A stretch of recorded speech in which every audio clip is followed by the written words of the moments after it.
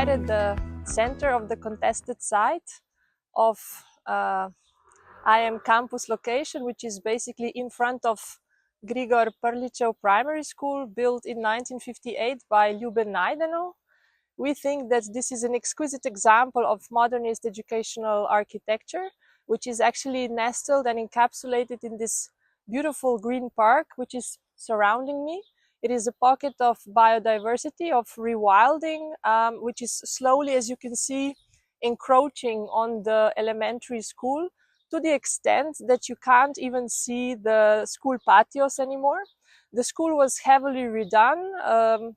Basically, the roof was changed, the balconies were removed, and we believe that it is actually an exquisite part of architecture that could be renovated, which could somehow foster this really contemporary educational program, more or less with the connection with the great outdoors, this beautiful park, which could also connect Malarična Hospital, but also kindergarten Jasna Risteska, built in the 70s.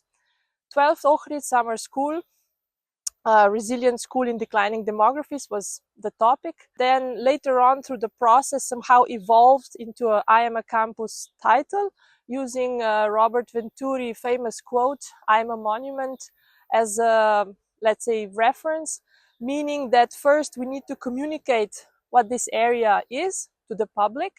And we believe that since there are so many schools in the region and in such close proximity, namely the gymnasium, vocational school, kindergarten, and also primary school behind me, that this is a great potential and a new concept for the area, which could develop as a campus, public campus, mainly for educational purposes, but also an area which could foster, let's say, sport facilities, cultural facilities, various events in the afternoon for the neighboring community.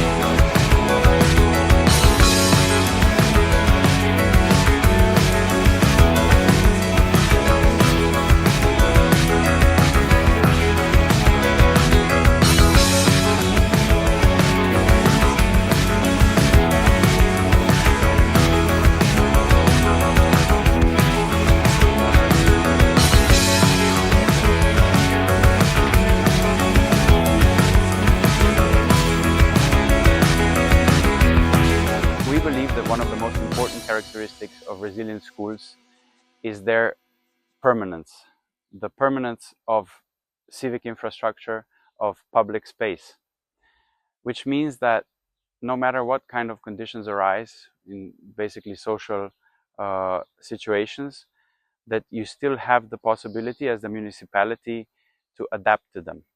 In order for that to be possible, you need to have space. So the first thing is some sort of reserves of space inside the city that are public and are still owned by the municipalities, by the public, in order to make it possible to build either new schools or other civic infrastructure that might be needed at certain times.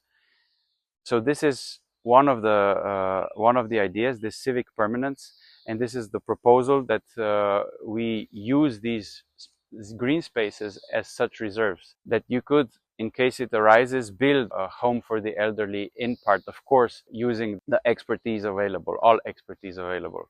So this is something that is maybe the main characteristic.